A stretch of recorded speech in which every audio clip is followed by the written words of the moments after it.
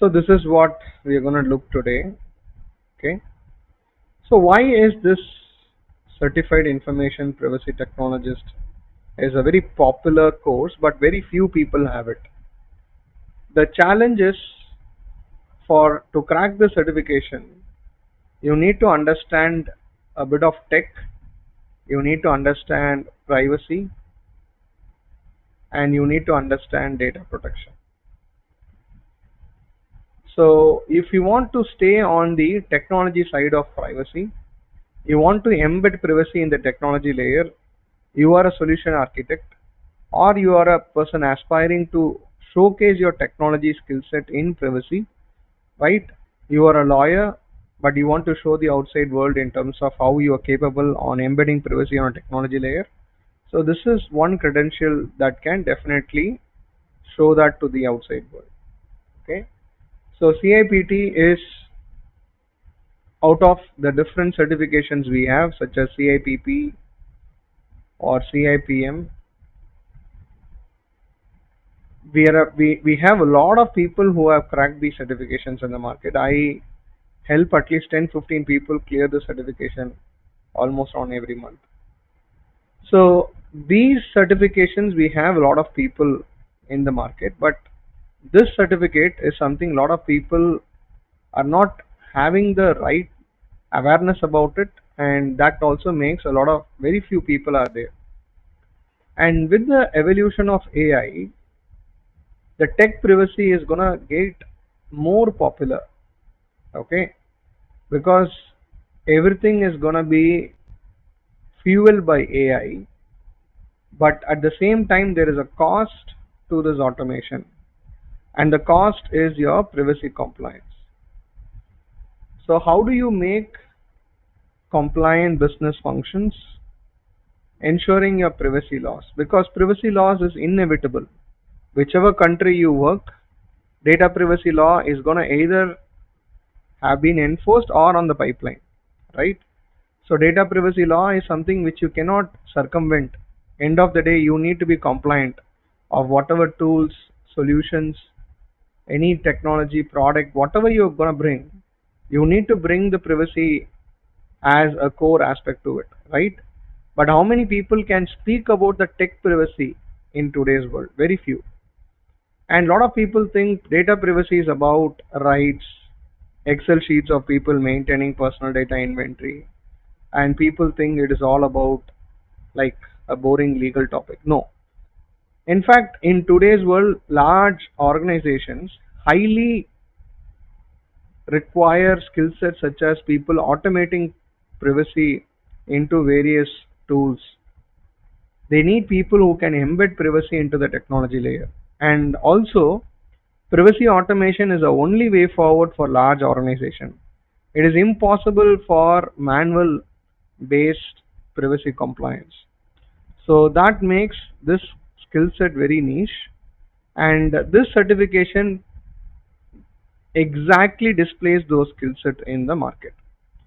So the more we go towards automation, the more we go towards artificial intelligence fueled business transformation, the more is going to be the demand for tech privacy professionals, right?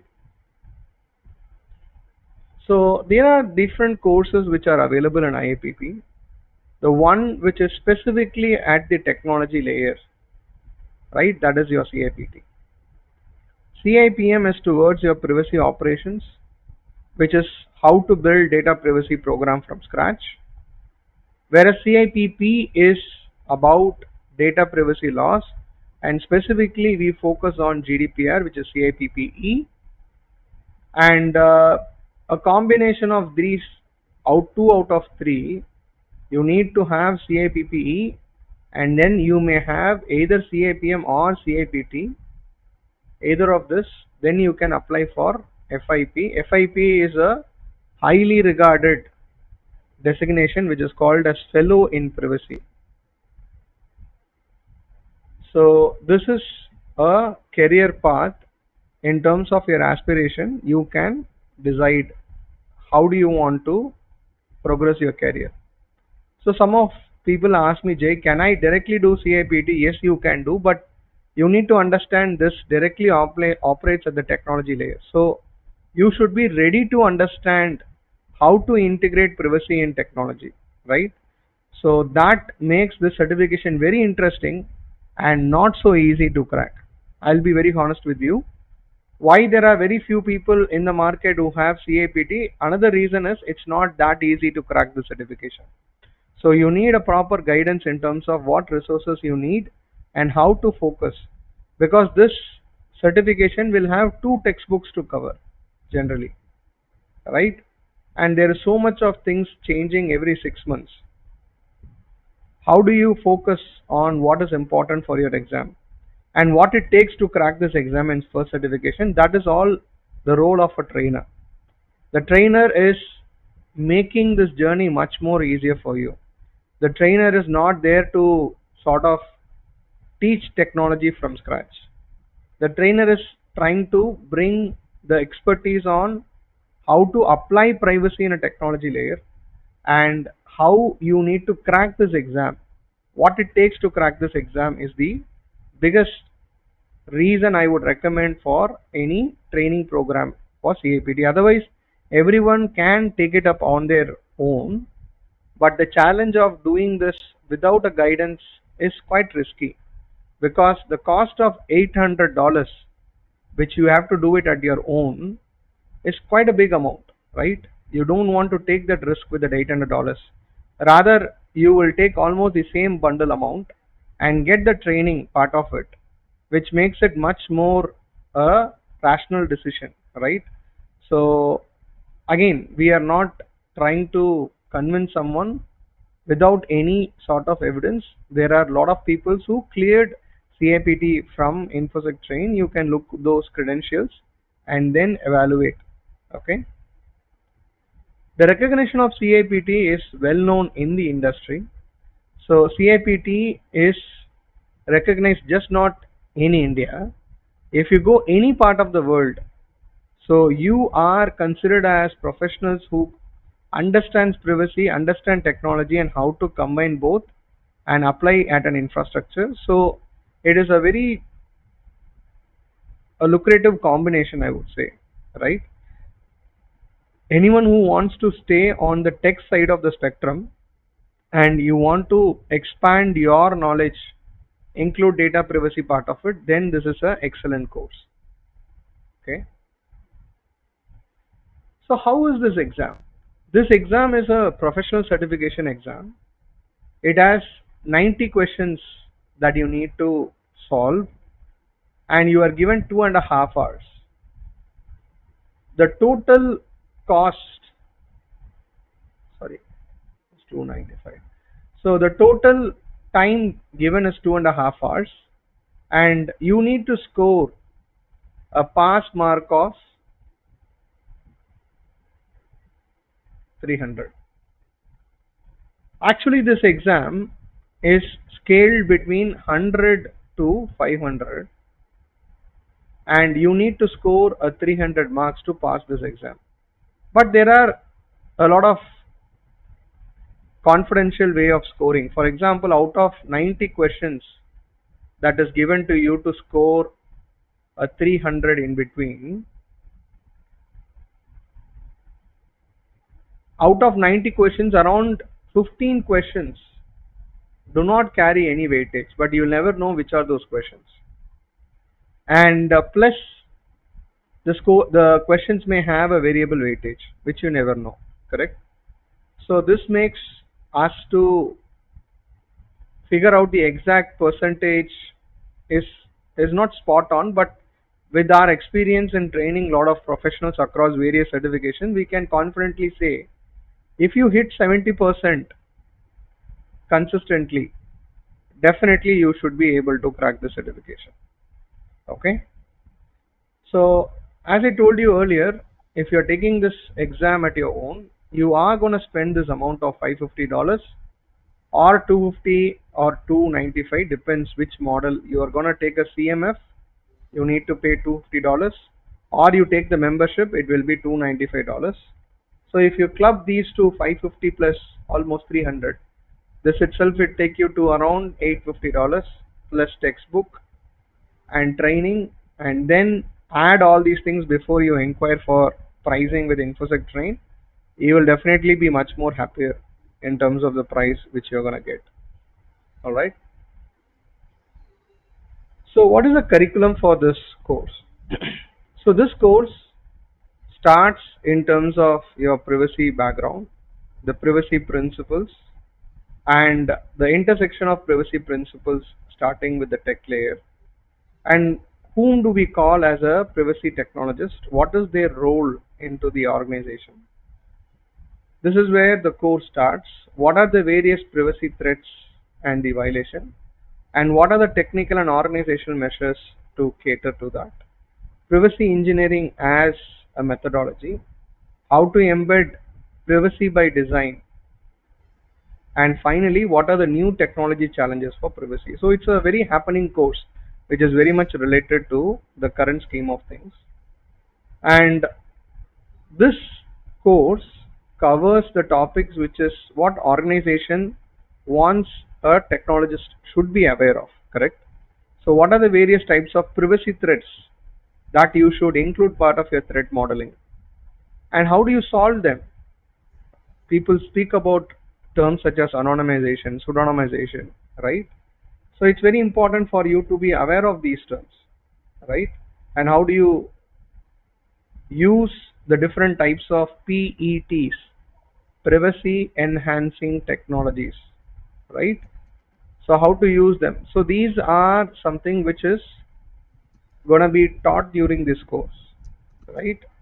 And that is why this course is a standout. You will not find these set of components in any other certification exams, right? So this is perfectly curated for someone to stay on the technology spectrum, right? So having said that, I'll come to a core element of this particular webinar, which is how to crack the certification in the first attempt. I'm just giving you a nuance of a taxonomy of privacy. Okay, so there is some background noise. Let me mute. Bernard, I think you're turning on your camera. If you can switch off your camera. Is that okay? Bernard? Yeah, thank you. All right. So if you look at the taxonomy of privacy, why I picked up this topic is this is what you're gonna look in terms of your data privacy threats. All your data privacy threats in one place, right? So I told you chapter number 3 is understanding the various types of data privacy threats, and looking at all these threats, you are definitely going to be confused at a lot of things. The best way to prepare for these kind of topics is to have a real world example.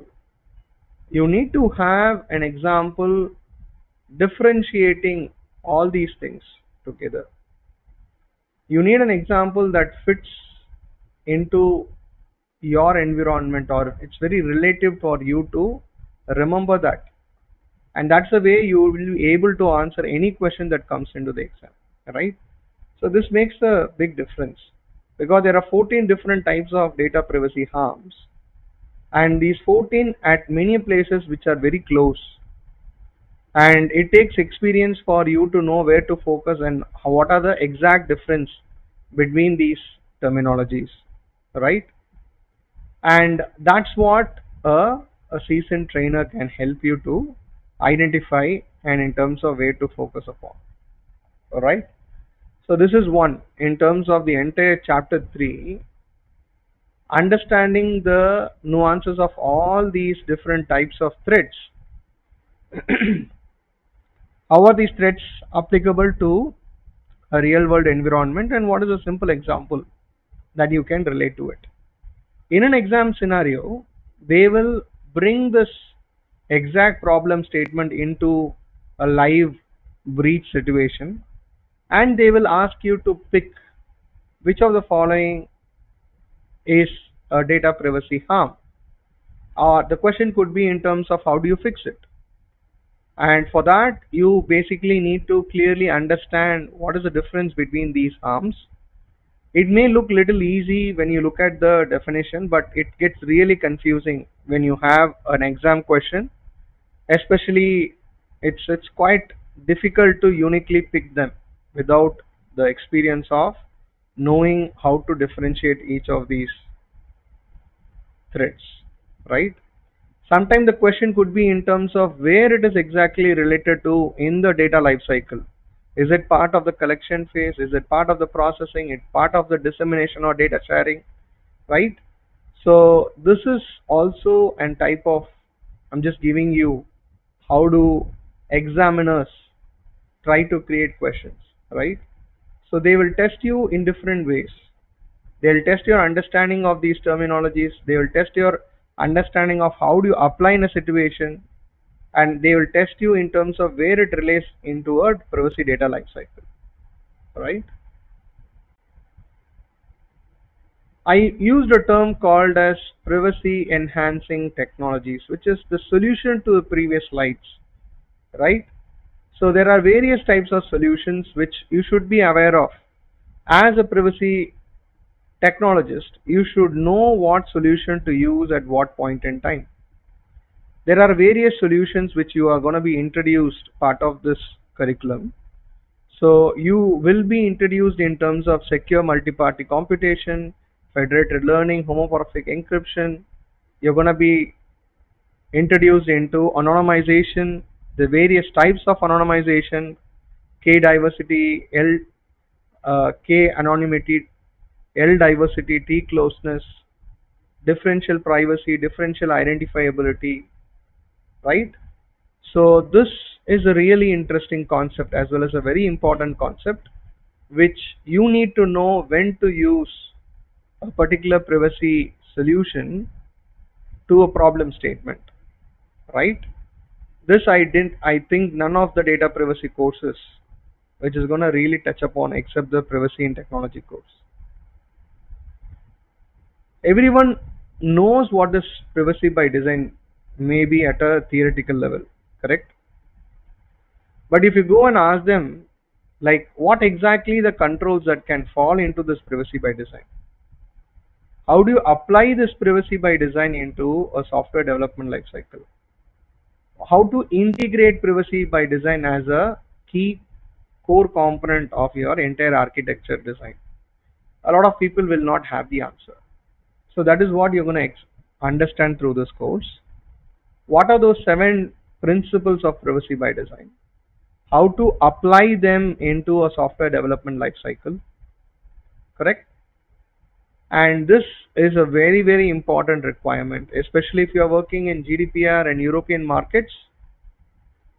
The privacy by design is a legal obligation for you to follow. All right. So this is again a very important topic from an exam perspective. You get a lot of direct and indirect questions about the same in the exam. My next favorite topic is your privacy design strategies. So there are a total of 8 strategies. There are 4 process oriented strategies and 4 data oriented strategies. So what you see on the screen is the data oriented strategies. In the data oriented strategies, you have again 4 different sub strategies, and for each of those sub strategies you will in turn have a lot of specific strategies to implement. So this is a very essential topic, right? How do you include privacy into technology layer?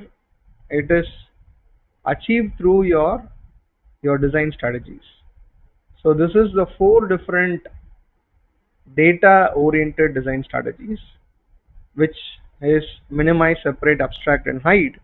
And for each of these data oriented design strategies we have sub strategies which you need to be aware of. And it's important for us to know distinctly which one should be used in a situation and what is the example for the same. So that's going to be discussed during the training.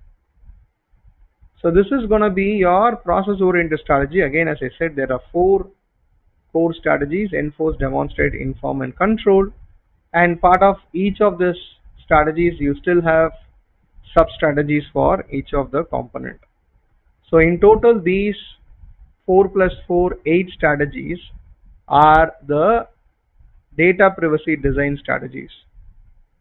You will never learn these kind of design strategies in any other course, and this is specifically towards enhancing a person's experience on how to embed them into the tech layer as well as the process layer, right?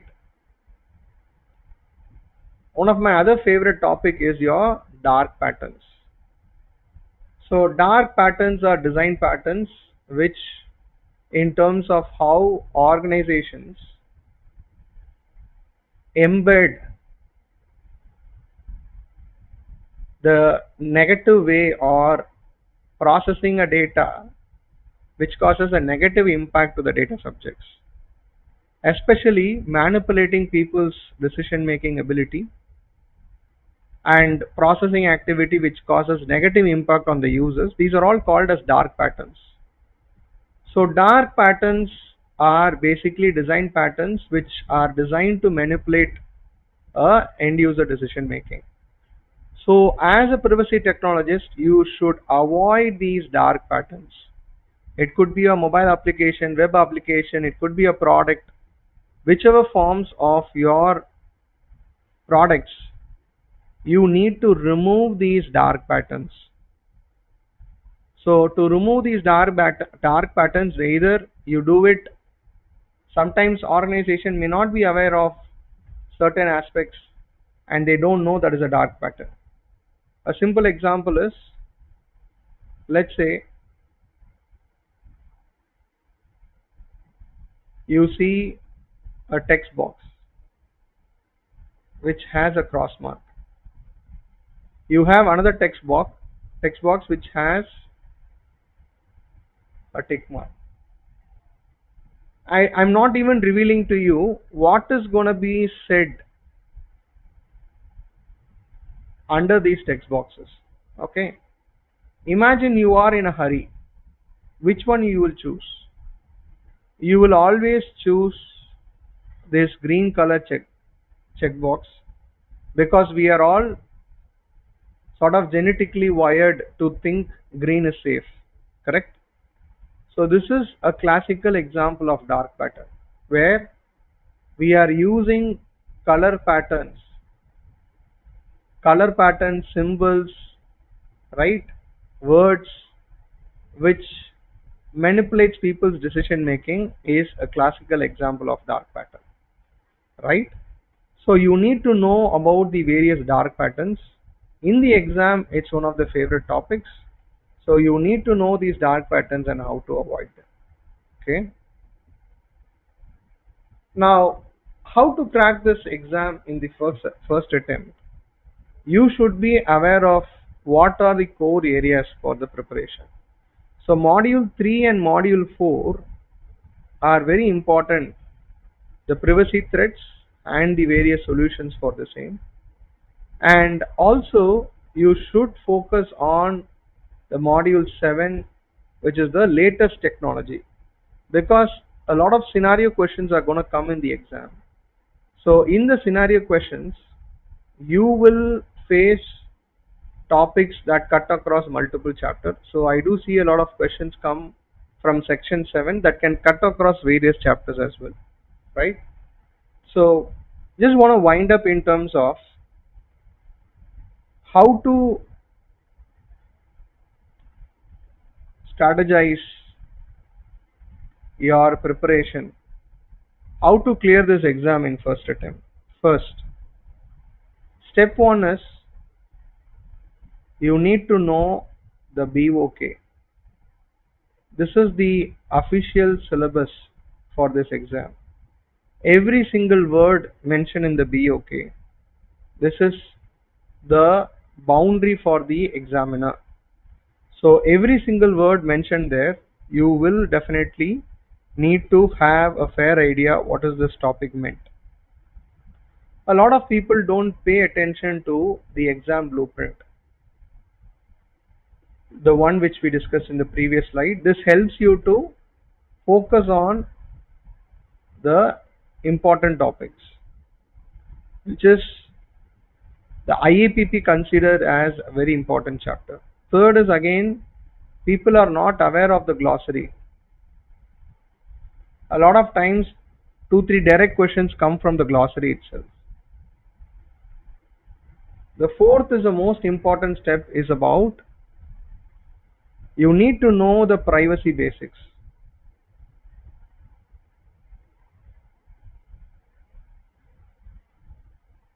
If you are not aware of the privacy basics, you will definitely struggle in the exam. Okay, so people think this is a technology layer certification, so I can crack this without my proper privacy basics. I can still do it. Please don't attempt this, because the exam is very tough. It will test your foundation, how good you are in terms of privacy. So this is where we give you an 8 hours LMS. This helps you to solidify your basics, and I'm there, of course. I'm the trainer of almost all the courses which are there.